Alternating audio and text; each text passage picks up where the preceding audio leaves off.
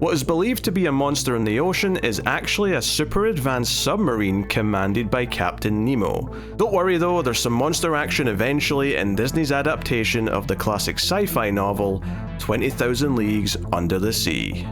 Let's take a look.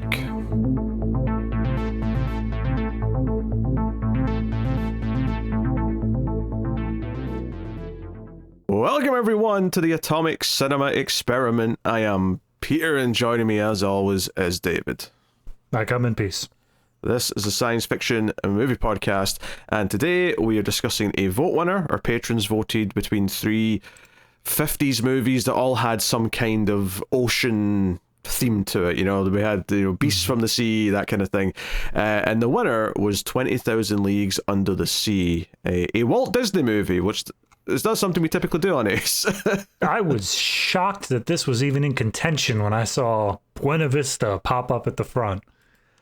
I mean, Buena Vista does, serious movies, because Buena Vista also distributes all the other stuff Disney own, like, I don't know how much Touchstone or Hollywood films are a thing anymore, but certainly if you watch any of those movies from the 90s and stuff, that's all. Yeah.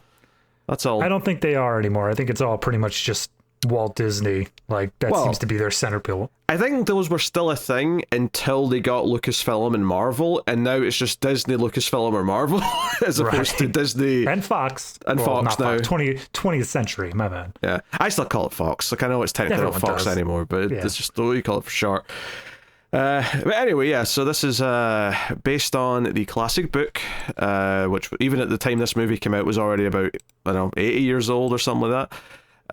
It's 1870. Yeah, so Jules Verne is the author here. And I'm going to be honest, this is how much of a nerd I am. When I heard Jules Verne, all I thought of was Back to the Future Part 3. Yeah, it's weird because I think that you'd be even more of a nerd if you were like, and I've read all the original. Yeah, true. Like Jules Verne's, but like, yes, it is a special type of nerd to say millennial Back nerds. to the Future. Yep. We're millennial nerds. Yep. So yeah, I didn't really know much about this one going into it.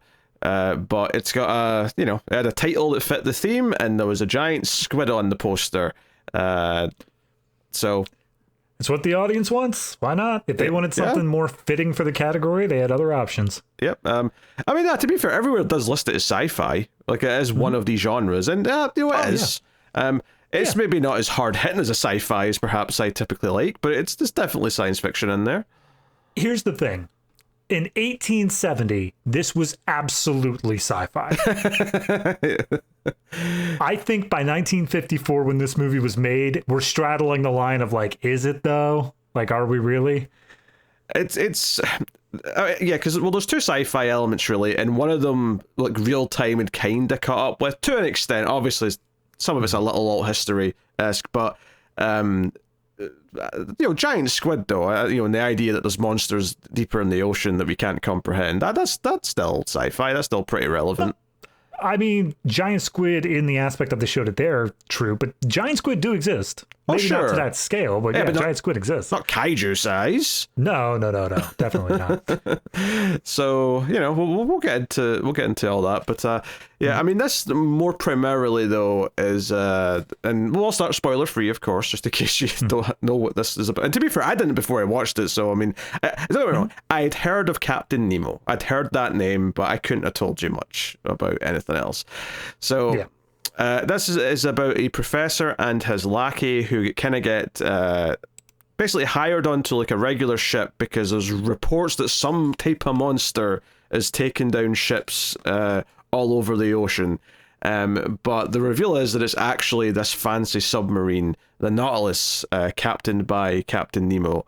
And it's more kind of about why he's built this, why he's kind of this like separate from society character who's cut himself off in the real world, why he's attacking ships, and gets into more kind of social commentary, I suppose. Yeah. It feels like there might have been in the original book a manifesto somewhere buried in the middle of all that. Very, very possibly. I suspect the book goes into a lot more of his mind or whatever. Although, based on the movie, it does seem, and I assume this is maybe accurate to the book, that the professor is the one whose perspective it's written from, because he's like the one discovering and learning about him and all that, and we get a little bit of narration here or there, but that's the basic setup, and there's some actiony stuff that pops up and whatnot, but we'll get into all that in the spoilers. But yeah, it was an interesting one starting off, because like when I realized it was a Disney movie, I was like, okay, that kind of realigns the expectations a little bit. So I'm not really sure exactly what we're getting from this, but like we'll see. Yeah, but it's especially this period of Disney, and especially live action Disney as well, because I think you go in thinking about Disney, you think more about like the animated classics, you think more of like the stuff that they built their empire off of. But this period of Disney in the live action realm, like, I don't know, there's so many things that I feel are that same sort of, I think Treasure Island was one of them. I think there are a couple other ones that are just adapting classic novels, and nobody thinks about them.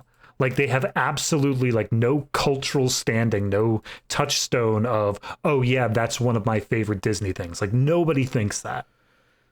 Yeah, I do wonder how much of an impact it made at the time. Because certainly it didn't feel like, even when I was growing up, that this was ever brought up in the same way. And part of it may just be that, well, technically it's family friendly. I don't know if it's like exciting enough for kids to actually enjoy. Yeah, I think we might just be spoiled nowadays, but yeah, that's the, like, there are moments of excitement, but it definitely is a lot of, like you said, social commentary, a lot of just going through like, oh, what would it be like to live in the submarine under the ocean surface, and like, how would we adapt? And it's like, cool, when's that giant squid showing up? Yeah, there's kind of like, I mean, we'll discuss how much it goes into it, but there is kind of a more serious adult sci-fi movie kind of buried in here that it's sometimes it focuses on more than it does the adventure-y stuff. And I can see kids, certainly of any modern era, just being bored by all the talking that's happening for large extents of the runtime. So, and the movie is like 2 hours and 8 minutes long, so it is a bit in the beefy side.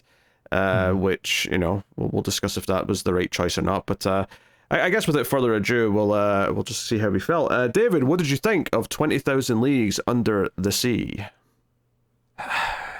I think, in general, I would say I'm positive.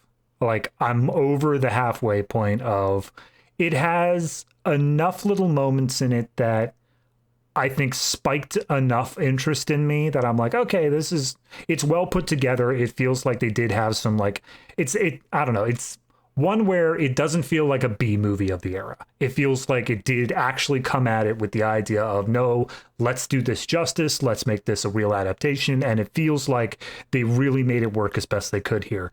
That being said, there are long periods of this movie where I was just in and out. Like, I was trying my hardest to pay attention, and it was not doing anything to help. I think there's like a 5-10 minute long section somewhere in like the first half, where it's just kind of showing like what underwater farming would be like. And I'm like, I don't care. This entire section, I just need it to go away. And I'm sure from a technical perspective at the time, it felt really cool to see like all these underwater shots and all this doing stuff like that. But nowadays I'm just like, this is slow and it's not doing anything to impact the plot, and I'm not here for that. The other aspect of it that I do just want to bring up here, and my opinions of it, is what we kind of brought up with the aging out of sci-fi and just kind of becoming like what it was, because this is a period piece. This is set in the 1860s from the perspective of 1954. However, I do think it is at a detriment to the movie where, because it's in 1954, which, again, we already have World War II at that point, submarines were already a thing, I don't think there's enough in the movie that makes it feel like this is a thing of wonder. This is a thing that should be viewed as like mad, majestic marvel sort of thing. It just feels like technology of the age. But the characters do react to it as if it's this thing of wonders. I think the point you're getting at. Like a couple of them do, but it's very briefly at the beginning, and then like it completely stops for the rest. And I feel like that needed to continue on throughout the movie of like, no, you should be amazed at what kind of technology this is, because otherwise it just feels like normal technology. No, I get where you're at. I mean, the professor brings it up often about the, sharing these gifts with the world and all that stuff. Like, he does kind of bring it up, but like, I get what you're saying though. I yeah, it is interesting. I actually was curious as I was watching this because I was like, oh yeah, I need to keep in mind this is set in like 1860 something and not 1954. And I was like, yeah, how sci-fi is the thought of this submarine in 1860? And I actually Googled, when were submarines invented? Like, how far along were we? And fair enough, the earliest things that you could call submarines did already exist. But what we see in this movie, this idea of this ship, is a lot more reminiscent to what an actual submarine, I think, actually ends up being once they're more, designed and they can perform and all the rest of it. Post World War II, like U-boats and stuff like that. So, I mean, it's got obviously a cool kind of like monstrous look to it. It's got like a sort of glowing green part, those kind of like eyes, and there's like a sharp bit and all that, and yada yada. It does seem to run on nuclear fusion though, which is still sci-fi. Even that today. Is different from the book. That was something that was adapted to like update it. Sure. Because previously it was like electricity and motors. It was the new hotness then. But post World War II, they're like, nope, it's fusion. Hey, to be fair, in 1860, that would have felt quite advanced. So I get why they weren't sniffing nuclear like fusion yet. If they were remaking this nowadays, it'd be, and here's the quantum drive. Yes. So anyway, how did I feel? I like the production of it. Like, I like the practical stuff. Like, they seem to have at least a relatively big part of the exterior built so they can, like, get in and out of it and that kind of thing. I like when the squid eventually shows up, I was actually very impressed at the giant full-size tentacles, and it seemed like even at a certain point, a full-size, almost entire squid was just in the scene being puppeted to and it looked good. It didn't feel like there was any super big visual tricks to do, like any kind of trickery to make part of it like a miniature or whatever. Although there's definitely miniatures as well throughout the movie, I just mean in that particular moment. So I like that. I mean, I think some of the cast are great. Kirk Douglas has a lot of charisma, of course. James Mason, who we saw in Sidney Lumet's Child's play, he's here as Captain Nemo. I think he's good. I think he demands a lot of screen presence. And he feels like he's always, and Peter Lorre even, I think, is kind of the good little sidekick type actor.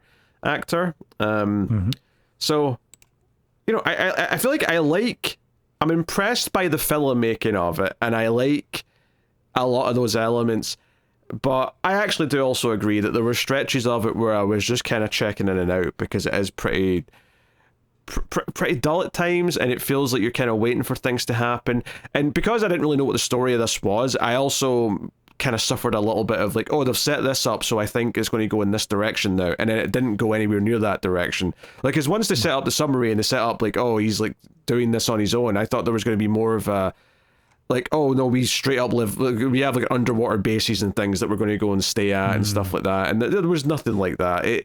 And at that point, I'm criticizing what the original book was, I suppose. But that's just kind of like, oh, I thought this was going to be a little bit more adventurous. I guess I thought the name 20,000 Leagues Under the Sea meant that there was going to be more of an expedition deeper into the ocean than anyone had ever went. And that doesn't really happen. Like, there's like one moment where they sink a bit further because of damage, but then they just immediately come back up. Like, depressurizing is not a thing in this movie. Don't worry about it. So this is a common misconception, so I'm going to say this for your sake and the audience's sake as well. Go for it. The title 20,000 Leagues Under the Sea. A league is not a measurement of depth, it is a measurement of distance traveled. So when they say 20,000 leagues, they just mean we're going far distances while staying underwater. Yes, but a fathom is distance underwater. Yes, distance underwater for sure. Yes, or depth, I should say. Also, 20,000 leagues like maps out to be, I think it's like 3 times around the Earth's circumference. So really? It's also exaggerating, but yeah. Yeah. No, that's fair enough. I didn't really know what a league was, to be fair, in this context. I assumed we'd be going deep. I thought that's where we're going to get the interesting stuff, and it never quite materialized in that sense. It ended up being more of a sort of dramatic play of like what Captain Nemo's intentions are, how the other characters either react or agree or disagree with them, and that ends up being where most of the meat of the story comes. So yeah, I think I'm tepid on the story for sure. but I like the production and the classic kind of like production values that it has. A couple of moments might dip into some casual racism, which It's yes. However, I think that it's the kind of racism that like it's still forward thinking even at the point where it's like sitting at least for the book version. I'm not talking about I'm assuming they had to adapt these scenes because that's how they were in the book. But for the book, it feels like it was forward thinking in a lot of aspects, but then there were other aspects where you're like, it wasn't even considering the fact that it was being racist.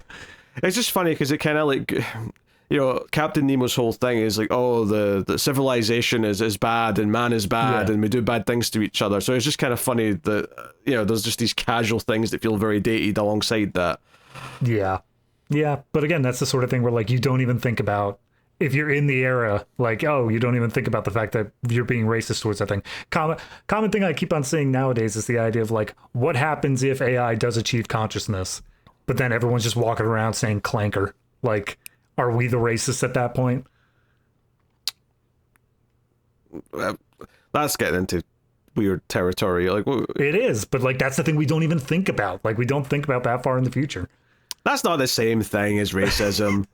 I don't know. There's going to be arguments. I'm just saying. It's not. The other races are always existed. What are you talking about? All right. AI is a new thing that doesn't exist yet. And the way that you're meaning it, obviously we have crappy machine learning and bollocks like that. Anyway. So yeah, I don't know. I feel it's not a movie that I think I'm ever going to rush to go back to.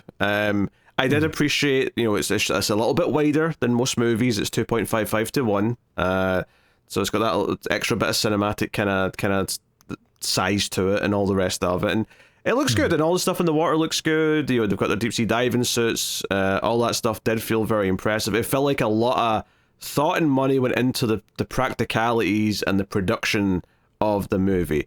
So it's weird to sort of criticize the story because I'm effectively just criticizing the book, which I'm sure is beloved, but No, I mean, that's honestly when I pulled up a list of the Walt Disney live action movies like they made around this time period, and it's just adapting things like Treasure Island and all that stuff. And I think it is just a different sensibility of how you translate these movies onto film that's changed over time, where it's gonna be a lot slower, it's gonna be a lot more deliberate, and whereas a more deft hand can probably fill those moments with more interesting character development and stuff like that in the slower moments. This one was just, check it out, we could shoot underwater, and had some fun with that.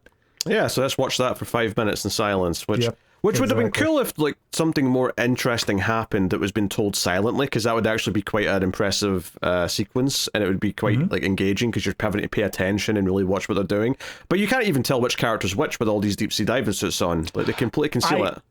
I have to assume that is fully intentional because the real actors are not in the suits. Oh, sure. Because every once in a while they would cut to a shot where you could see who was in the suit. Like, they specifically had the face hole cut so that you could see who was in there. And that stuff was very clearly green screened on. Yeah, but like you can't really see who's who. So like when the characters come back inside and they say, "Oh, you did this," I'm like, "Oh, that was you. Okay, I'll take your word for it." But I didn't get it in the moment.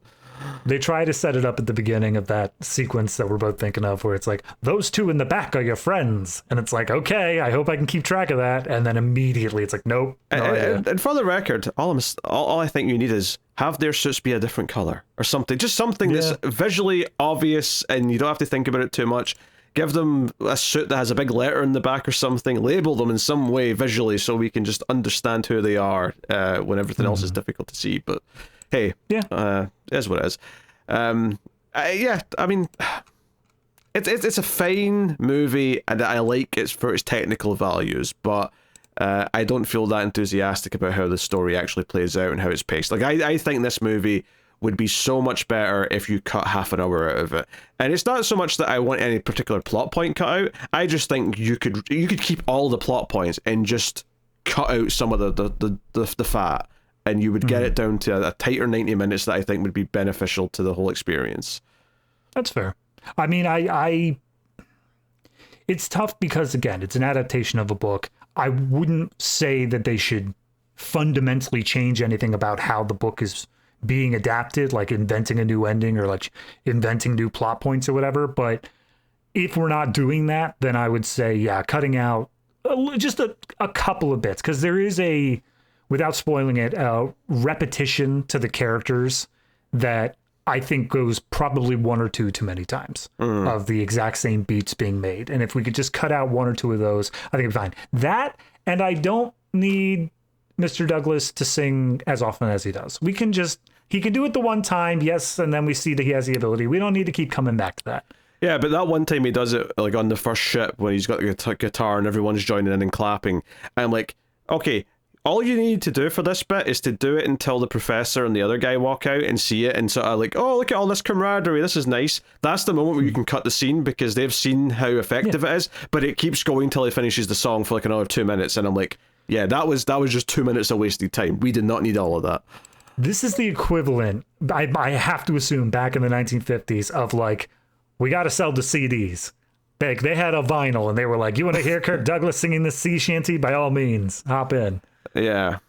So, you know, that was always going to annoy me a little bit though. Like, but I was terrified with how early on in the movie that song came, because I thought that might be, this is a musical.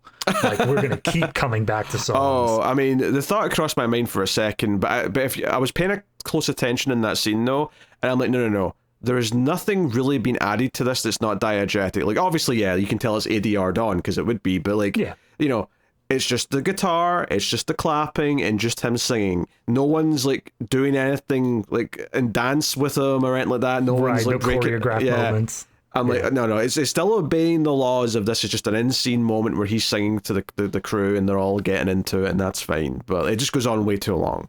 Yeah, that's fair. Yeah, so.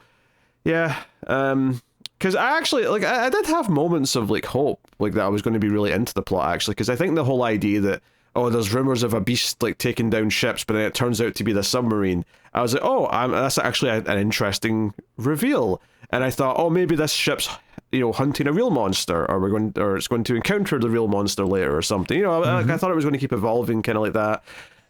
But once you get onto the ship, it really just becomes about the character beliefs between the professor and Captain Nemo for the most part. Although Kirk Douglas is kind of the rowdy one who really disagrees with him and gets into more conflict. I was going to say, if you view it through the lens of the professor's the one presenting this, he has to kind of be the median character. Yes, he's sitting in the middle, and then you have Kirk Douglas on one side and Captain Nemo on the other.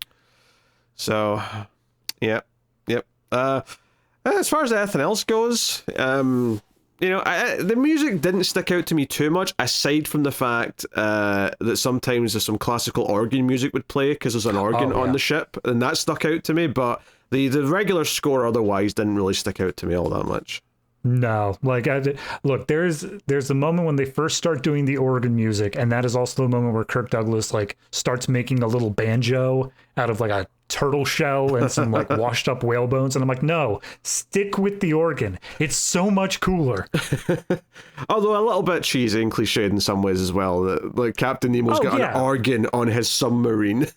But see, that for me was one of the few things that deep in the movie was selling me on the idea of, like, this isn't like ornate craft. This is something that is kind of sci-fi. The fact that, like, yeah, we have an organ. What of it? Yeah. Yeah, he's got rooms on that submarine that no submarine would ever waste room on. Like, right, you know, exactly. Rooms at a premium on a submarine. You make use of every inch of that space, and he's got like a throw rug and pillows and, like, you know, a bar. Why not? We can only feed so many mouths, but I'm also going to bring the sea lion along with as my animal companion. Oh yeah, there's a pet sea lion who's just hopping around. Yeah, just there. Makes good friends with Kirk. Yeah. All right, I think we'll say spoilers then, so we can just talk freely about the movie. So you have been warned, spoilers for 20,000 Leagues Under the Sea. So... yeah, I mean, maybe they are. I guess it's the singing more than anything, I suppose, that goes on too long. But I do think you could probably get to the Nautilus just a little bit quicker than we actually do. Yeah.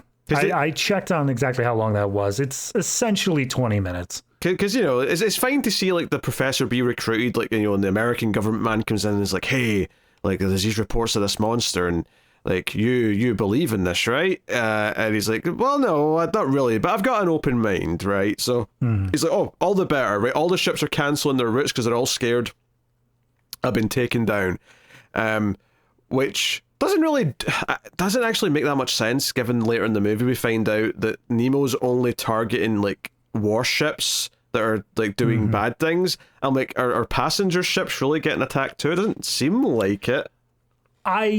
So the way I was piecing it together, and I could be wrong, is they specifically show that like a major amount of this ammunition and stuff like that is coming from a penal colony that's essentially just like a slave area, like it's being used as that. And he's specifically targeting ships that may or may not be filling up there. I was under the impression that the ships that are being shot down are being presented as passenger ships, are being presented as like normal things because they're lying about where they're coming from. All right, okay. But, you know, like they're desperate to get to Saigon, I think they said they wanted to go to, him and his assistant. And they're like, yeah, we'll take this 4-month-long, like, you know, scenic route to see if we can see a monster. But it was once they get on the ship, and there's a lot of like montage, and as he narrates, writing in his journal about, oh, the months, you know, grew by, and, you know, a man was on watch at all times, but we started to lose hope after, you know, 3 months or whatever. And I'm just like, okay, this is, it's fine, but like, I don't know, like it's all just kind of the preamble to the actual story, which is Encounter on the Nautilus. So you're kind of, you know, building up a little bit. And Kirk Douglas has been brought along because he's like an expert harpooner, I guess. Yes, that's his whole thing, is that he literally read Moby Dick and was like, I want to do that. And so whenever the monster comes up, he's got one harpoon in hand, he's ready to jump on it. Yep, he's got the hat you expect him to be wearing. He's got the striped t-shirt, right? The sailor t-shirt, and that's his outfit. That's what he's wearing all movie. I would be curious to know, because everyone else in this movie is wearing a standard like sailor uniform. I'm curious to know if this might have been like the visual trope definer of this is what the sailor guy wears. Oh, I don't know. That's a good question. I wouldn't assume so, just because I feel like it's older than 1954. But I mean, I could be wrong. I don't know where that came from. Yeah, beats me.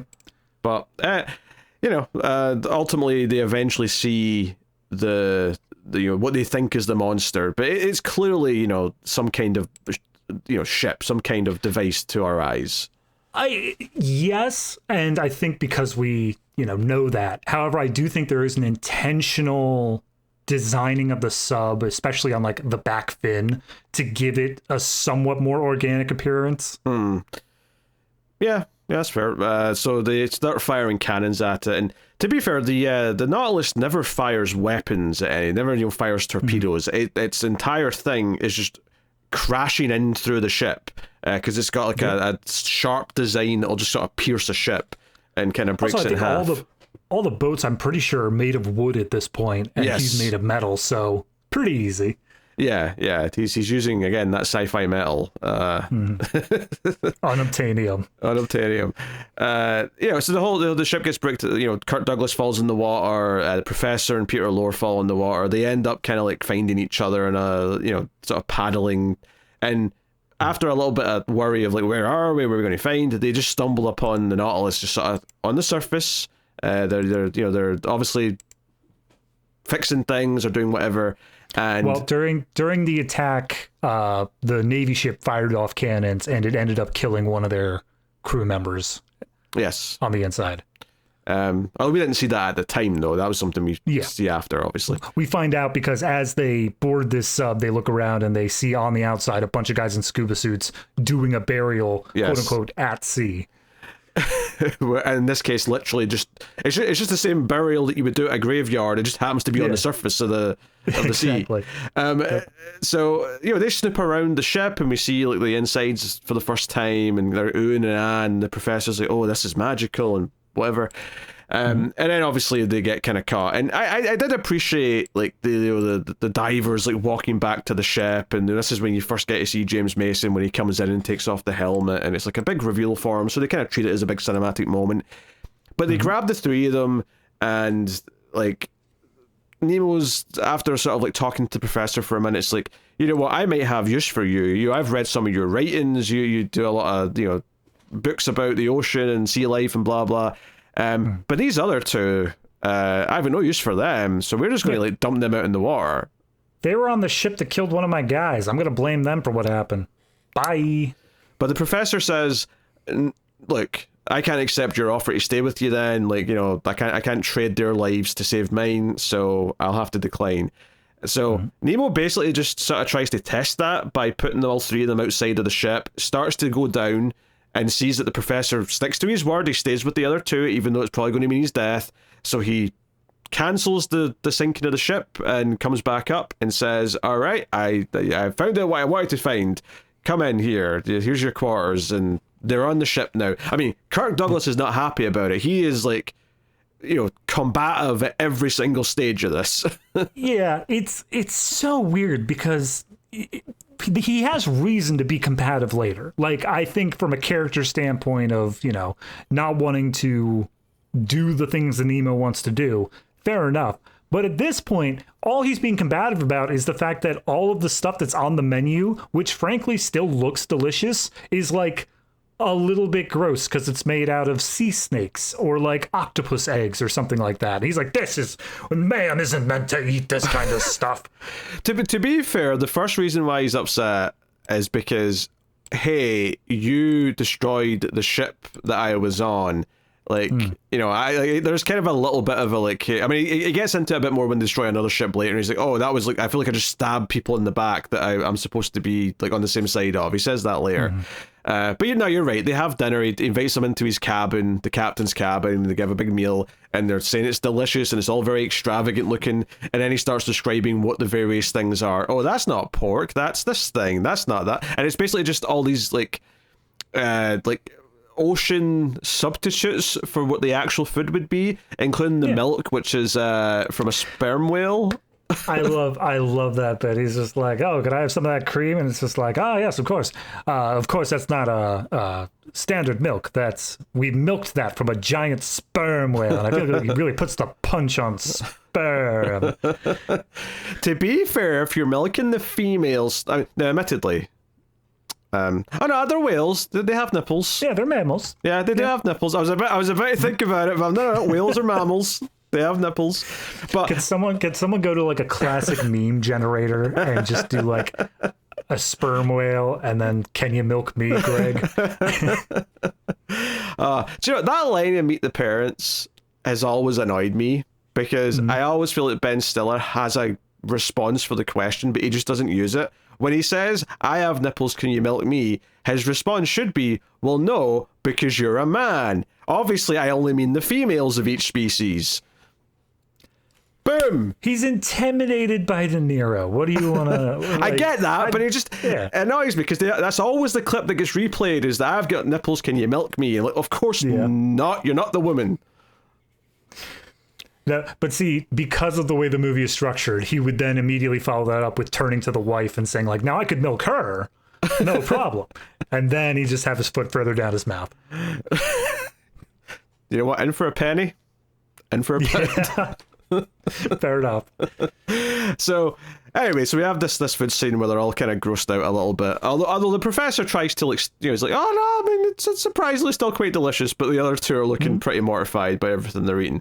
And I'm like, I mean, just to give a quick breakdown, because this is kind of the way the whole movie progresses, is the professor is trying to remain cordial with Captain Nemo. He's like hearing him out. He's interested in all this technological stuff. He's doing what he can.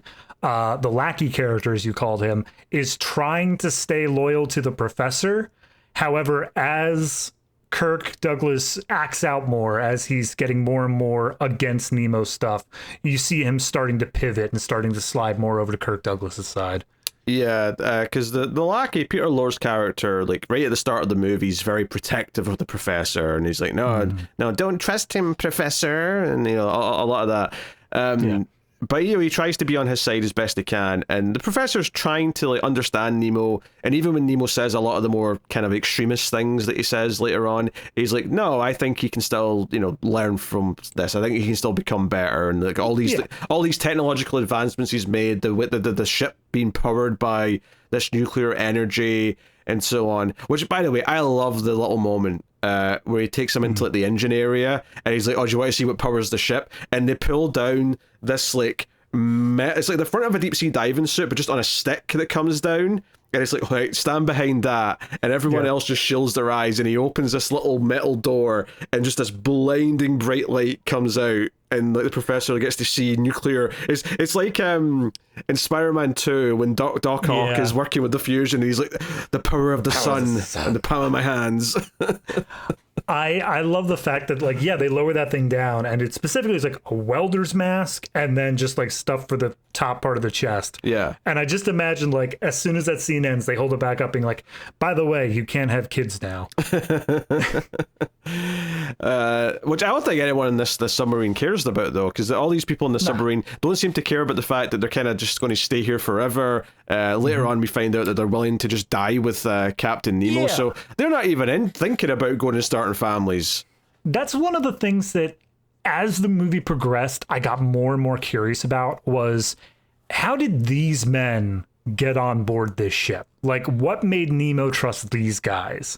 And I kind of, maybe even it was just like the first mate. I just wanted a little bit of backstory on one of them to find out what they had to go through to get here. They give you a broad reason for them as a group later on. They basically say that Nemo escaped this slave labor, and all the other men were too. So they're kind of all, right? No pun intended. That's on the same boat. Yeah, fair enough. But there's a lot of the captain showing him stuff and saying, "Here's all my books. Here's this, stuff." And the big thing early on is like, "Oh, hey, we're going to show you what it's like to go farming underwater." And it's like, "Okay, get in your deep sea diving suits." Professor doesn't go out, but the other two do, and they go out with the others, and they're catching fish in nets. They're doing all this. It's very slow. It looks good though.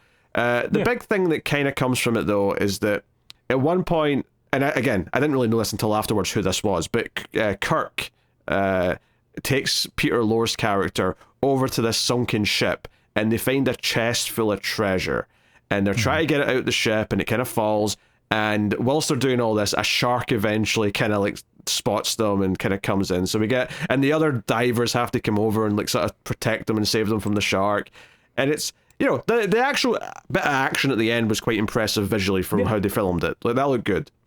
Yeah, no, the shark attack was very well done. There's one point when I don't, I can't know if they didn't blue screen or whatever, but they had the camera more or less mounted behind the shark's tail, so all you can see is like the tail and the fin. And I'm like, all right, now that's an effective shark cam. Yeah, shark cam, I like it. So they get back on, but they weren't able to get the chest right and all the commotion. And Kirk Douglas is pissed. He's like, "Oh, we left all that treasure out there. That would like set us up for life." And Nemo's like, "It's worthless down here. Like that's civilization like treasures. It's meaningless." And he opens a door of all the treasure they've just happened to pick up along the travels, and it's just a door of just assorted loot, all just piled like a video game. And like this is our treasure room. It's meaningless. We use it for like small for small things. We melt it down and use it for whatever. It's like and like Kirk Douglas is just like. It's not even like a big part of the movie, but there's at least one part after this where he's kind of like down here with his banjo, just trying to get into it again. But it's... Yeah, he specifically made the banjo. It's not an actual... It is a guitar, which means it has a hole in it. And so he's just trying to stuff jewels inside the hole so that he can get off the ship and take them with him. And it's like, okay, all right. So it's setting up this ideological difference. And we really get into, at this point, Captain Nemo's like... hatred of civilization, how it's a failure, how they don't deserve to have all of the technology that he's discovered or invented. Because that's the thing, they never really go into, where did this nuclear power / fusion come from? Like, who designed it? Where did it... Because I honestly thought the back half of this movie might be, and we found it in this underwater city called Atlantis or something like that, and it never goes anywhere near anything in that vein. I feel like the implication is Nemo did all of it. Like, he's just that much of an ubermensch of just, I made the submarine and nuclear fusion, and if you give me like 5 minutes, I can disprove God. Like, whatever. disprove. I think you mean take claim for as being God. Yeah, that too. Yeah, maybe I would have liked maybe a bit more of a thought process of where this stuff came from, or if he did come up with it, how did he come up with it exactly? Like, I mean, obviously not the science part, but like just the broad strokes of like how did he start studying this stuff to develop any of it, and so on. Or if they found this ship, like, you know, so if it was abandoned by some other like being or something, then that's interesting. Where, you know, anything just to build a bit of mystique around what this actually is beyond just we have all this fancy stuff, especially for this time period. Yeah, I mean, I agree, but if the answer is Nemo made it, I do kind of like Nemo being a more enigmatic figure. I like knowing his virtues and his morals, but not knowing his full backstory. Knowing that he was like, you know, he was enslaved or whatever like that gives enough background to say, okay, yes, here's why he's fed up with civilization and he doesn't want any part of it anymore. But I don't want to know, like, oh, what is his original name? Like, what was his upbringing? Where did he go to college and all that stuff? Like, I'm more so okay with that being left up to this mystery to keep the character more interesting the whole way through. Yeah, but if he's designed this technology, then I want to know that for sure, just because, you know, it has a bit of that, like, oh, I invented a nuclear bomb. Oh, no, I don't want anyone to have access to a nuclear bomb. That was a bad thing to design, you know, kind of thing. You know, I want a little bit of that nuance. Absolutely. And I do think the movie does kind of get into that. I'm curious how much that's in the original book, considering that they didn't have nuclear power then. But sure, he basically does say, like, all of this stuff mankind would use as like weapons. They would use in bad ways, and they cannot be trusted with this stuff. And I'm like, I just saw Oppenheimer. They just said all that. Yeah, also, Nemo, literally all you're doing is destroying ships, like, left and right. Yeah. So, very hypocritical of you to be complaining about man. I mean, to be fair, Kirk Douglas does make that point as well eventually, but still. Oh, yeah. I did see, I think it's at the, like, one of the last sections of the Captain Nemo wiki page, which is someone wrote, like, an essay or something, basically pointing out that Captain Nemo is one of the first in-fiction eco-terrorists. And I'm like, yeah, that makes sense. I think that lines up properly here, where it's like, yeah, I may be murdering other people. That's because they're murdering the world. Like, they're all going to kill each other. Yeah. He's got such a nihilistic view of the world that there's, like, no hope from coming back for him in a lot of ways. And yeah. But even then, it also feels like we somewhere around here, it's pretty soon after the farming scene, we do get the first scene of the warship coming into view and them going to take it out, going to attack it. Yes.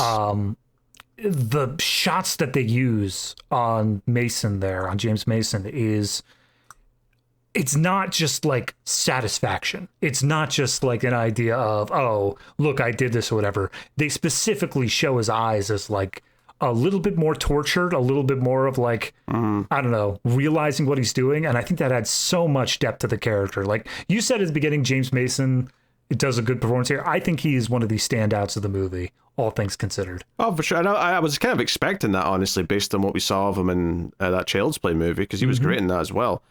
I think, yeah, because that's after they go to the island, and Mason's basically trying to like show the professor like why they do what they do and where he came from and all that kind of thing. But you know, I think once we get past this point, and we kind of fall into this pattern of Kirk Douglas wants to try and escape, or he wants to send a message out in a ball. So we get like, all these little... I think all of this stuff is kind of dull in the sense that there's not really that much excitement to it. And it's like, okay, he's found some bottles. Peter Lorre's on his side now, and he's throwing bottles out into the ocean, which does kind of pay off later because all these warships find the island that Nemo uses as a base. Volcania? Is that what it's called? Yes, it's either Volcania or Volcanus. Can't remember. Volcana? Something like that. Volcania. No, yeah, Volcania. Okay. But yeah, just to flesh that out slightly, is the Peter Lorre's character hears the name of the island. They go snooping in Nemo's room when he's out of the ship at one point, and they find the coordinates for the island, and that's where they start tossing bottles over the side. That I assume all the messages say the monster that's sinking ships can be found at coordinates XYZ, yes, and just throwing that out. Yeah, I think the problem with this, I think at that point in the movie is that I'm so more interested into just the the moral debate that seeing Kirk Douglas and Peter Lorre like sneaking around and like making hiding behind doors and all that, it just kind of feels a little bit weird at that point where I'm like, I don't know, I'm not like super invested in them trying to like fight against Nemo. I just kind of want the professor to like have the Star Trek The Next Generation style debate with him more than all this sneaking around. Yeah, that's the thing, is that that side of things feels like the professor has to be more in the middle. He has to meet in between of where Kirk Douglas and Mason are, or Nemo are. And because they are the ones having the intellectual conversation, whenever we cut over to the Kirk Douglas doing stuff, he's not going to talk about this stuff. He's just going to throw bottles. He's going to blow stuff up. He's going to purposefully try to sabotage things. And for me, that's so much less interesting. Like, I want there to be a thing where Kirk Douglas can sit down and have a talk with him and say, like, you can't do this because X, Y, Z. But we never really get that, because all it results in is Nemo saying, like, screw you, man. Go to the brig. Get out of here. I don't want to talk to you. Yeah, I'll just kill you. Like, and that's the thing. They make clear that Nemo is willing to just make good on that threat if they become too much of a nuisance. There's a whole thing after that section, or around that section, where basically they're near an island, and Nemo says to the professor, "Hey, do you want to go ashore?" And he's like, "No, after last time, all I saw something awful, and then it led to a ship getting taken down. I think I'd rather just stay on the boat." And Peter Lorre and Kirk Douglas go up to him and say, "Hey, since the professor's not going, can I go in his place?" And then Kirk Douglas says, "Yeah, and I'm a seaman. I'll row the boat for him." And, like, to be clear, this isn't with the plan of, like, we'll get to civilization and we'll abandon the ship and we'll tell everybody. It's literally Kirk Douglas just wants to meet up with the local native girls. That's it. Yeah, which, I mean, this is probably a good time to mention that the only female characters in this entire movie, I believe, are maybe two prostitutes that Kirk Douglas has, like, under his arms when we see him in the opening scene, like, before the plot starts, and that's it. There is not a single main female character in this entire movie. We're going off the book, man. It was made in the 1870s. There's so much you can do. I'm not like overly criticizing it for that. I'm just saying that it does make this, like, I just want to get a show so I can plow the first woman I see just all the more kind of stick out, you know? Yeah. Especially because this is like, they are literally warned as they get out by Captain Nemo. It's just like, all right, well, stick to the coast because those are cannibals in there. They will absolutely murder you and eat you alive. And that does not stop Kirk Douglas from being like, hey, he's probably over-exaggerating. I'm going to go check in deeper. Yeah, he's probably lying. And he goes in and he finds some skulls, and then people start chasing him, and there's a whole chase sequence back to the boat. We basically had the Indiana Jones scene of, like, start the plane! Get out of here! Pretty much. And it's all these people who are cannibals are all tribal, and they all have the shields and the masks and the paint and all that. This being the kind of the casually racist bit that I was mentioning earlier. Yeah. So, but they chase them across the water. They have all their own little boats, and they get back to the sub. And when they get back inside the sub, the door's still open at the top, and it turns out Nemo's got a trap where he can electrify the door, and it scares these cannibals into leaving, and that's kind of how that all wraps up. But I mean, this entire section does take a good 10 minutes from, like, them leaving, searching a little bit, getting scared, running back, the chase back, and then finally electrocuting them. Not to death or anything, just giving them a zap so they get scared and leave. That all takes like a good, maybe, I don't know, at least 5 minutes, maybe 10 minutes, something in there. And when they get back, this is where Nemo says, hey, you were trying to escape, and the only reason why you came back is because you had to, because of the cannibals. So you're getting in the brig. That's you're locked up now for the rest of the movie. So this middle section, now it's about to get more exciting, because it's pretty quickly after this that we're getting to giant squid action, right? Yes. We're not too far away from that. But this section kind of marks the end of what I think is the kind of the dull middles of this movie. Yeah. Like, to be clear, the bit where we say that, like, they go to the treasure ship, they do all that stuff, and it's revealed that there's all this gold on the island, to that point right there is like 30 minutes. And not a lot happens. It's very blanked out and it's not a whole lot going on. We are now in the final half hour of the movie, and yeah, this is where it starts to get like, all right, giant squid, and we get to Volcania, and we do all this other stuff. Yeah, that middle hour from basically when they go underwater in the suits with them to now is kind of dull, right? There's some good ideas conceptually in there in terms of what they're debating and whatnot, but a lot of the way it actually plays out and what the characters are actually trying to accomplish, the professor's so passive that he kind of goes off camera for a while because he's not the one actually trying to do anything. But that's kind of frustrating because Kirk Douglas, well, he's very charismatic as an actor. The character's just kind of like, I don't know, very simplistic and whatnot in the way that he's trying to go about everything. I don't know how it should be restructured, but I think all this stuff of like the electricity showing the zapping of the natives, showing that the gold is absolutely worthless and all that, basically showing how advanced / different Nemo is, should have all been happening prior to the first gunship being blown up, the first warship. Because I think the problem is when we set it so early on comparatively, it makes it so that all of Kirk Douglas's stuff, everything that they're talking about, is just the fact that he's a murderer. Whereas we could have been spending all that other time beforehand deepening this divide, making it where the professor is like, oh no, this guy is interesting. He has all these different ideas, all these other things.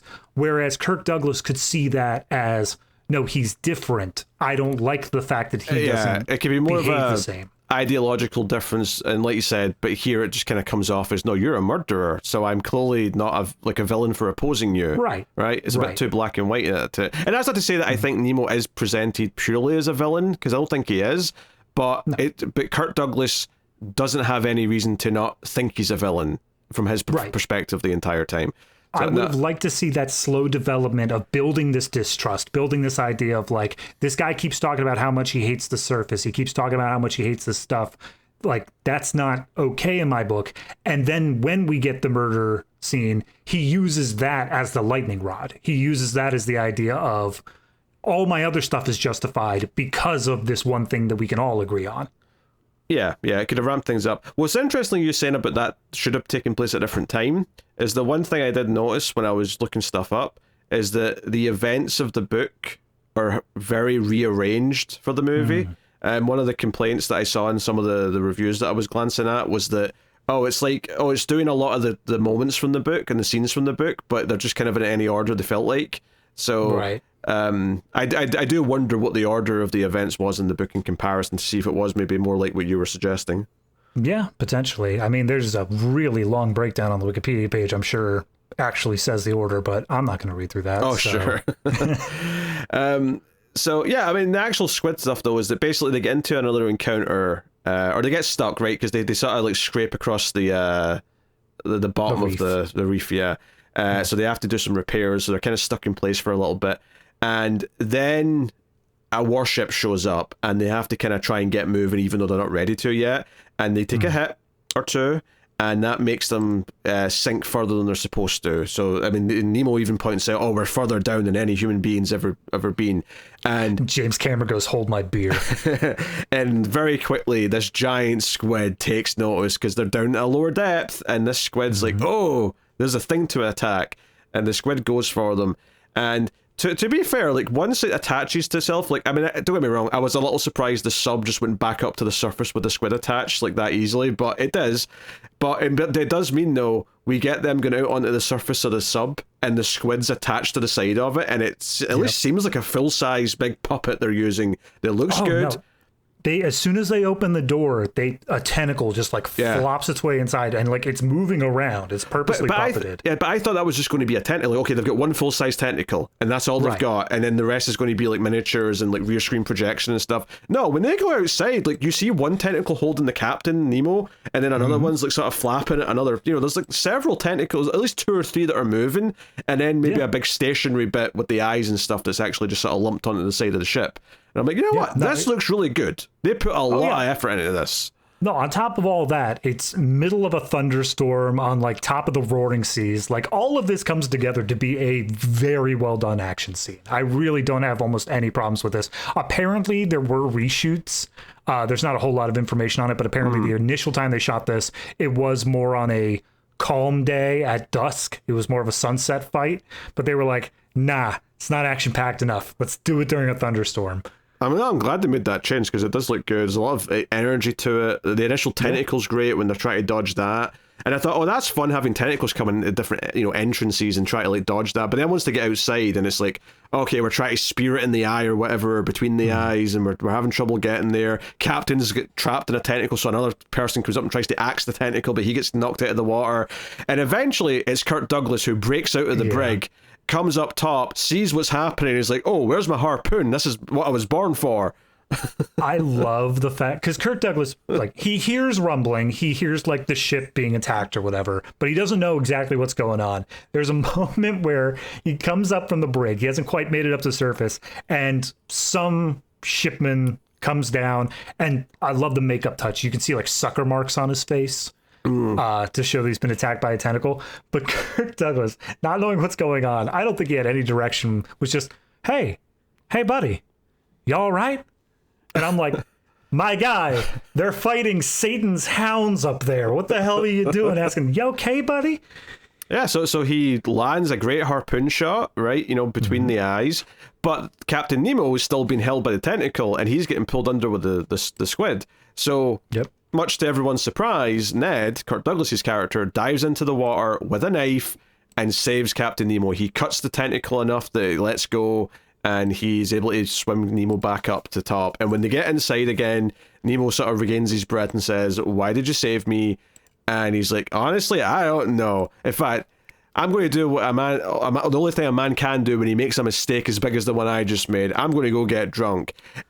But you can see narratively what the point of this is. It's like, okay, this whole movie, they've been at complete total opposite ends, but Ned was still willing to save him, which perhaps disproves the idea that Nemo has, which that man is inherently just screwed because we're all evil and we'll all do the wrong thing, It implicitly breaks both of their narratives. It breaks the narrative of, men are inherently evil and do the wrong thing, while also Ned being this idea of like, this man is evil and we shouldn't be on his side or anything like that. And then he saves him regardless. Like, both sides come to a realization of, maybe it's in the middle somewhere. Maybe this is not everything so black and white here. Except Nemo's not willing to actually change or like back down or like actually alter what his plans are in any way, shape, or form. Like, it doesn't change anything, but he can't just write off. It's almost like he's given the reason to change his mind, but he's just too stubborn to actually accept it, and that ultimately is what leads to him going down with his ship at the end. So, which we're not too far away off at this point, honestly. I mean, don't get me wrong, I was a little bit surprised that there were still like 20-25 minutes left after the squid bit, because I was like, really? We're doing that much more? Come on, guys, that was your climax. I will give it the credit where obviously we had to get to this part. This is probably how the book ends. At least they saved the squid to be literally the second to last thing. Sure. Like, it wasn't a thing where they were like, maybe in the book the squid is like item number 3 that they come across, and it's like, oh, we gotta do underwater farming after that. Yeah, because they're basically going back to home base, this Volcania, and it's surrounded by warships. So they go underwater into a tunnel or a cave system that leads them into the middle of it. And they've got like a base in there with some docks and stuff. But the bad guys from the warships are already like sort of storming the island. They're coming up with their guns. I want to be clear here. You say the bad guys. You are correct from the viewpoint of they are going after Nemo. But they are like the U.S. Navy. Like, sure, this is supposed to be the good guys. What I mean is that they're even shooting at Kirk Douglas when he's trying to wave his shirt to be like, hey, we're on your side, and they still keep taking shots. But Nemo's like, well, I'm going to destroy everything we have at this base so that no one can get their hands on it. I'm going to take this technology to the grave. And he sets up a bomb. But not that we see that per se, we just kind of get an idea that that's what he's going to do. And he runs back to the ship, but as he's getting in the sub, he does take a hit. Although notably, because this is a G-rated movie, there is like not even an evidence of I'm not even talking about blood. There's not even like a bullet hole in his clothes to notice I was gonna say there is blood. It is exactly one shot when, as he's climbing back up the stairs, which I have to imagine at that point being shot. He's like, why did I put so many goddamn stairs? But as he's climbing up the stairs, you get to see his back, and there's just like a little darker circle, like a little splotch there on his back. That's all you get. Because I feel like a little bit of the fabric having a little hole in it would be not like, violent in any way. It's just the fabric's got a hole. Look, I don't even think that's the censor. I think that's just Disney himself was just like, nah, too much. All right. Well, he's like, okay, well, I'm dying, and that means the ship's dying with me. It can't be allowed to live on. And his crew apparently have all agreed to this pact, because they're like, yeah, we're with you, sir. We're going down with you. And then the three other characters, the ones who aren't a part of the crew, are like, wait a minute. What's this now? I don't want to die. I like, because you could even see it, like, as the crew is looking around, like, they're all looking at each other, and then it cuts to, like, Peter Lorre and Kirk Douglas, and they're like, why are we, what? What's going on? Yeah, so there's a bit of a struggle during all this where, like, Kirk Douglas is fighting off the crew that are trying to, like, restrain him or whatever. But ultimately, they do get out, right? And I guess the big bit of drama here as the ship's going down is that the professor, who does want to leave with them, and he's at the point where he's like, yeah, you're right, like, he's, he is too far gone, but he's like, I need to get my journal, I need to get my papers, because all this stuff that I've learned from him is important, and it's going to be important for the world. But because Kirk Douglas knows that it's going to take too long, so he just knocks him out so he can carry him. He basically saves him against his will and takes him out to the boat. And when they're out on the little lifeboat, they watch the island explode, right? The huge explosion, they went nuts with the pyrotechnics here. And, that's basically how the movie ends. There's a little, like, final bit of narration where he's like, oh, Captain Nemo said to me that, one day man will be ready, but and God will be happy on that day, but we're not there yet. That's an exact quote. Yeah. I'm paraphrasing. I got it. Yeah, there is hope for the future, and when the world is ready for a new and better life, all this will someday come to pass in God's good time. Yeah. So, yeah, I mean, I think, I don't know how I feel about the ending. They also saved the sea lion, to be clear. The sea lion, the sea lion goes with them. Yes. Kirk Douglas has adopted the sea lion. Yes, good, very good point. Yeah. They've been bonding this entire movie. I'm not sure how I feel about the ending. On the one hand, I like that it's kind of stark in theory, that he's like, no, the world's not ready for this level of power. I'm taking it with me. But the whole mass, death thing of like the crew going down with them just feels like so bleak that it kind of it feels a little bit weird to me. Like, they're all so devoted to him, and if they're that devoted to him, like, I need to know more about this cult of personality that they're all worshipping him for, because I feel like there's something there. Yeah, no, absolutely. That it just all feeds back into that idea of, I wanted there to be more of the ideological stuff. Like, I feel like we spend a bit too much as the action scenes are great, and I do appreciate those. That middle hour, a lot of it is, I'm going to say spectacle, but it's not quite spectacle, because it's just slow. It's a bit more dry. It doesn't feel like we're really doing much of anything. I will say another thing as we were going through it that I kind of realized is that so many of the plot points, it feels like the intention is supposed to be driving a deeper wedge between Nemo and Kirk Douglas. But it doesn't ever actually end up doing that. Like, not in any substantial way. When it comes down to the treasure stuff, the idea of like, oh, he's got all this treasure and he's just like using it for a ballast, like a weight thing. That seems like it should be driving more of a wedge, but in reality, Kirk Douglas steals one pearl necklace and then like ends up leaving it behind. Like, none of that's important. Yeah, it never becomes that. Yeah, and then same thing later on when it comes to the coast, like going out to the coast and going into the island with the cannibals and all that. The idea that he trusted them, he told them about the cannibals, he was telling the truth and all that, and then all the running back and doing whatever. None of that is really all that important, because the final line of it, the big thing that comes out of it is, oh, well, you were just going to run away anyway, so don't think that. And it's like, you could have said that about anything. I don't feel like that entire sequence was necessary to getting that. So nothing really adds to the ideological divide outside of, as we said, he blows up warships. Yeah, I think there's more you could have done with the ideological divide and more of a debate over that. Or alternatively, at least have me questioning how much I'm rooting for either character. Like, see if like Kirk Douglas is starting to sabotage things or try to get a message out. If they could have made me feel conflicted where I'm like, I'm not so sure I want him to do that, because maybe in some ways I kind of like see where Nemo's coming from. But to be honest, Nemo comes off as so just kind of like harsh a lot of the time that I never really found myself going, oh, I think he's actually built something beautiful here that needs to be preserved. Because like maybe it needed something like, okay, he's taken out these warships that are doing bad things, and we can talk about how that's kind of murder because he's just attacking all of them without any kind of like, okay, this one's a slaver ship, sure, right? Although technically you're also just killing all the slaves, which I think is also well worth mentioning. But what if he was also doing something else? Like, let's say like the island of Volcania had actually built a community where lots of survivors of these things were making a little, you know, town, a little civilization that was maybe a bit more of a utopia or something, or, you know, something good that he's also accomplishing other than just destroying people he thinks is bad, which makes it more vengeful and there's less like good things to root for. So there's no conflict to me saying Kirk Douglas wants to try and get away from him, because there's nothing to like root for with Nemo as of yet.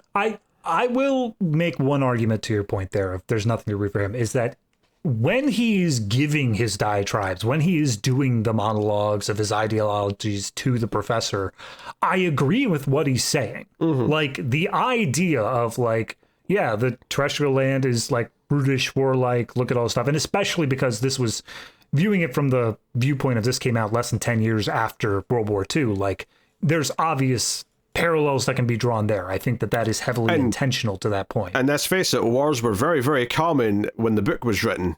Yes, right? Exactly. Constant wars. So all of that being said, like, I think that there is a lot to be said for his ideologies as he's spouting them, but it feels like that should be someone who is withdrawn and not interacting at any point. The idea that he goes out and seeks vengeance, goes out and tries to exact this justice of destroying these ships, seems completely separate from his ideologies. It's something totally different. And that's the part that I think is not explored enough to make him any sort of justified in it. That's the thing that could have been explored a little bit more, to say, all right, maybe he's not a villain because of this. Like, as you said, he's destroying these ships with a bunch of innocent people, and then a few people who are like, yeah, calling the shots and are the ones that saying, we're picking up this gunpowder, we're picking up these slaves or whatever. Like, those are the people that should be punished. The other ones, they're just innocent bystanders in all this.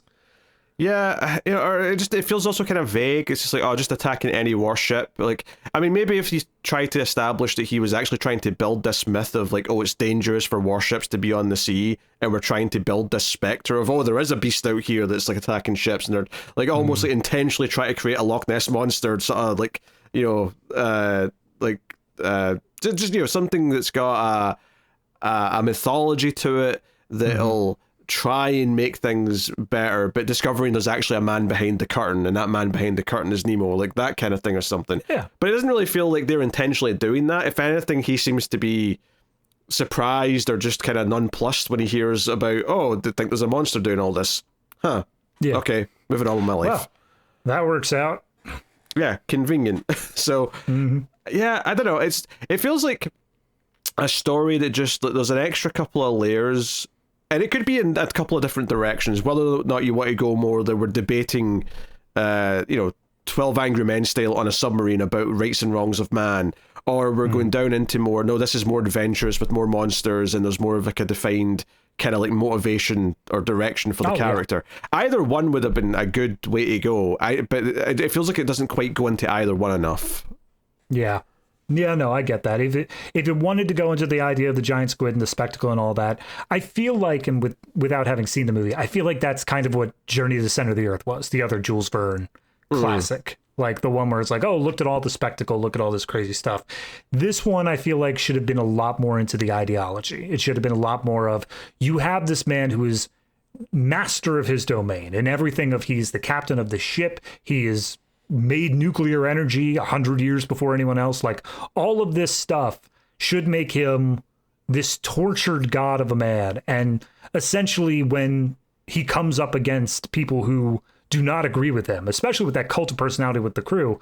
How does that shake out? How does that come out to play? And it's almost there. There's the skeleton of it, but it just couldn't get fully fleshed out. Yeah, I mean, I feel like some of the themes here about warfare and like I think I was glancing at some other people's like thoughts on the book or the movie, but kind of what they were also bringing up the book is that the book maybe gets into a little bit more of like the core themes, which is part of like the complex that all this exists upon and the masculinity that kind of drives it and all the rest of it, and how Nemo, while he thinks he's separate from it, is kind of just built his own little country on the submarine, like his own little system. He's not like immune to it kind of thing. Like, and I could see kind of there'd been more to that, and maybe again in a book you've got a lot more opportunity to have like these journals from the professor kind of really go into all that. But the problem is in a movie, whenever it just stops and has him narrate this stuff, it's actually the least engaging way to present that information because it's not a book, it's a movie. So, you know, it comes up against that a little bit. But, yeah, so, no. You know, hey, when we get to the ratings rundown, which is the bonus segment we do for Patreon, the production value segment is going to be very high marks, but the rest of it is where I'm going to be a little bit more critical. Yeah, that's fair. So... yeah, it's not bad. Like it's definitely. I think there's still a lot of value to it, especially if you like older movies and you like how they're made. I think it has a very high quality presentation in that sense. But I think there's a reason why this doesn't get brought up with other sci-fi classics. In fact, in general, I would say that the sci-fi movies that have really stuck the test of time and feel just as relevant today as they ever have.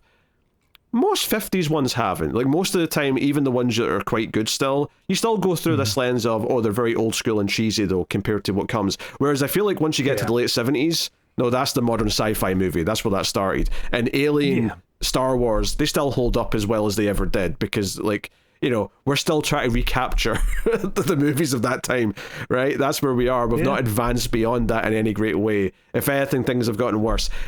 But this era, it's so, like, even when it's driving at something good, and there's some exceptions, like, I think original Invasion of the Body Snatchers, Day the Earth Stood Still, there is some 50 standouts that I think hold up pretty damn well, but a lot of them fall into this kind of, like, oh, the IDs are kind of there, and there's some good production value, and there's a good sense of cinematic quality to it, but it's just not quite hitting that beat, that mark that you want it to hit. Well, I feel like that's kind of just the evolutionary period of it, the idea of we're coming out of this earlier period that had like, film noir and stuff like that. Like it was a movie that was presented fundamentally different than a sci-fi movie should be presented. And so we are in this weird intermediary period where, and I think that's why, adapting an older book, adapting something that has stood the test of time feels like it is doing something a little bit more elevated than just the B movie, like, oh, let's just like film whatever, because it does have a bit more clout attached to it, but we still don't have that cinematic language established yet. We still don't have that exact kind of tone. We're stuck in that earlier vibe still. Or even just the way the dialogue's written and the actors' performances. Well, I like the actors in it. It's very still a bit closer to a stage performance, the way that they enunciate things, the way the dialogue's written to just be a little bit more fancy than it needs to be rather than feeling more raw and a bit more real, and that just wasn't the way of the time yet. But these are all these little things that make it feel more old school, and I don't actually mind that per se, but I think if you're going to like this movie, I think you're going to have to like old movies to enjoy it. So. No doubt. I mean, just either that or you just gotta there's tons of other adaptations of 20,000 Leagues. Yes. Like, in fact, in looking for this is on Disney Plus, obviously being a Disney production. They came out with, I think, a mini series on Disney Plus like last year. No, I think it shifted to AMC because I think Disney Plus pulled out. It's called Nautilus. There's another one called 20,000 Leagues Under the Sea. Oh, is there? Oh, fair enough. Okay, there's another one. Because there was one that Disney Plus was involved in and then pulled out, and that was on, I think, AMC. There was a period around 2010 where they were going to do another movie that Mick G was going to direct, and he wanted Will Smith to play Captain Nemo. I heard that. Look, I looked through the Wikipedia page and I saw that, and like that one sentence was just, when Mick G was attached to direct, Will Smith was looked at for Captain Nemo. I'm like, that was everything wrong with the film industry, just summed up in one line. Like every single aspect of it. Yeah, because it just sounds like, oh, so underwater Wild Wild West? That's what I'm picturing in my head when you say that.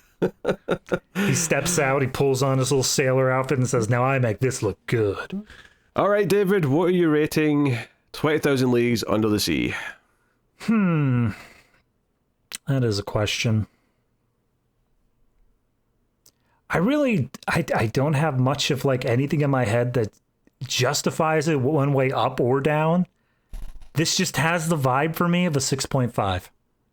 Like I don't know how to say it. Like it's just shy of being good in my books. And I think that it's still got some potential. It's still got a lot of stuff that I like in it, but like 2 hours is a lot for this movie. And I don't think it had enough gumption to get it there, but it's got enough moments to get it up to a 6.5 at least. Yeah, I think I'm about the same. I think it's... yeah, I mean, I'm sort of wavering between a 6 and a 6.5. It's definitely under the 7, just because I think it is just a little too dull for the middle chunk. And I do wish there was a more poignant beat to the ending. Would have been nice. It's actually got a surprisingly high rating on IMDb of a 7.2, which is higher than this director. We never really mentioned him earlier, but Rupert Fleischer also directed Soylent Green and Fantastic Voyage, which both have a lower rating than this on IMDb, and I don't think I would agree with that order of quality. Well, I'm not sure about Fantastic Voyage, but Soylent Green wasn't made by Disney, so you don't have Disney adults coming in there and rating. Yeah, I mean, I think in theory this does have stronger themes than, say, Fantastic Voyage does, which is a bit more just about the spectacle, but I think that's better at what it's trying to be than perhaps this at getting to the crux of the meat of the story, the themes, the characters and all that. So I think I will agree with the 6.5. That 0.5 kind of, that extra half point is purely because, the production value and the technical qualities are really high and it's very impressive on that front, and that kind of elevates it a bit from what it would otherwise be. But definitely a little bit, weak in some other ways. So no, that's fair. By the way, as we were talking, I looked up that Disney Plus miniseries for 20,000 Leagues. Don't watch it. I'm telling the audience, don't watch it. Dear God, I'm just looking at like the descriptions of these episodes. Diego tries to return the Calliope to the Vern dimension while Martin betrays the Resistance. What the hell is this show? I don't know. I'm not going to even try to ask. Yeah, clearly it's in name only 20,000 Leagues. But the sounds of it, yeah. I'm not hearing anything interesting there. So there you go. That's 20,000 Leagues Under the Sea. We'll be back next week, of course. We are returning to the Godzilla franchise next time. We'll be looking at Invasion of the Astro Monster. It's a little bit sooner than perhaps some of the gaps have been, but that's because there's some new movies coming out for sci-fi that we, there'll be a longer gap between this one and the next one. So we wanted to make sure we got one in before July, basically. So yes, Invasion of the Astro Monster is going to be next week.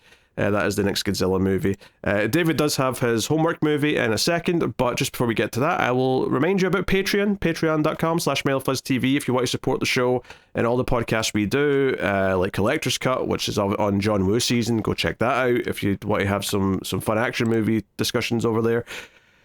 But you can support all that stuff over at Patreon, get access to the ratings rundowns, the little bonus segment we do for each episode, and then obviously once a month we also do Extra Reels, which is a show where we review some of the worst movies ever made. And we recently did the mother of all bad movies, and that is The Room. But yeah, we've got 40 plus episodes of that show now. There's a whole back catalogue, so please do go check it out. Thanks to everyone who already supports us. It really does make everything possible. So, every week, David goes back and checks out a movie from our Ace archives that he was not here to review at the time to catch up. So, David, what was this week's homework movie? Well, I was watching this, and I was I don't know, half an hour in. They were going to the treasure ship. and then they got attacked by a shark, and I said, wow, that shark attack scene was pretty good. I want some more of that. Oh. I watched 1999's Deep Blue Sea. Now, I want to say, before you say anything, Yeah. we knew we were stretching the sci-fi tag with that one, okay? We knew it. It's like the slimmest little bit of sci-fi. No, that's fair. That's fair. However, it does feel like something that has one foot firmly planted in the Sci-Fi Channel. Like, oh, sure. Yeah. Absolutely, of that merit and quality. And to just put a big point on this, there is no part of this movie from beginning to end where I felt like I was watching a real movie. It always felt like this was one of those parody bits that like shows up in the middle of some other movie as, oh, look at this funny joke movie that never actually got made. Like the whole way through. Everything in this felt like a parody. But it's great. Look. Well, come on, yes, now. Come on. It's fun. It's fun. I'll use the word fun. Great is a strong word. There is no better one-liner in cinema history than "You ate my bird" before he blows up a shark. Okay, I am saying it. That is again a bold statement to make. There are so many moments in this movie where like I got an actual deep laugh out of it because it just it takes the least obvious turn, but that also makes it a weird movie to watch because at no point do you have a grip on anything that's happening. Every single scene may as well be able to stand alone because like everything that came before it, who cares? Doesn't matter. It's a fun-ass movie. It's kind of like Shark Movie meets like a Poseidon adventure movie because they're in like an underwater building or base that's like filling with water, so they're climbing to the surface. It's what if Poseidon adventure, but there were sharks in the water. Super smart sharks. Super smart shark. That's the other bit of it. That's the other part of it. Like the only thing that's sci-fi related in this whole thing is like, hey, why are these sharks like trying to actively kill us? Oh, they're genetically engineered super smart sharks. Yes. Oh, okay. Great. Cinema. Like I will say this though, I guess the closest thing to a lead character, it's more of an ensemble really, but Saffron Burrows is a horrible actress and she is terrible in every scene in that movie. So I would argue most of them. Like Samuel L. Jackson saves a little bit of stuff. I will say I had fun with LL Cool J, but like even Stellan Skarsgård is in this and I'm like, oh, Stellan, were you that strapped for cash? I mean, I don't think any of them are terrible. Like, I mean, obviously it's not like, you know, award-winning performances or anything, but I think they all have a bit of charisma or a bit of something. Thomas Jane's perfectly fine as the kind of the leading action man, but Saffron Burrows is like the stereotypical I do not move my face, I'm just the hot lady, like, but I'm super serious and I don't know, like that character is mind-numbing to me in that movie. Yeah, no, I mean, I purposely was not getting too attached to any characters in this movie because I'm like, as soon as they started killing off characters, I'm like, oh, I don't trust this movie to not kill off literally the three leads like in the next scene. Like that could just happen. And to be fair, I was spoiled on the fate of Samuel L. Jackson. I have seen that clip before, so it's a famous clip because it is kind of like a quick out of nowhere. But like that's the whole movie. Like that clip is indicative of the whole movie. Like it's all like that. Sure. Yeah. It's a fun time. I like people see. Yeah. Rating wise, I will give it the positive because I think that it is fun in a way, but like, God, I'm honest to God, I'm more tortured with the fact of do I put this above or below 20,000 Leagues Under the Sea? Like, I'm not sure. It's so wildly different movies. I don't know where to put it there.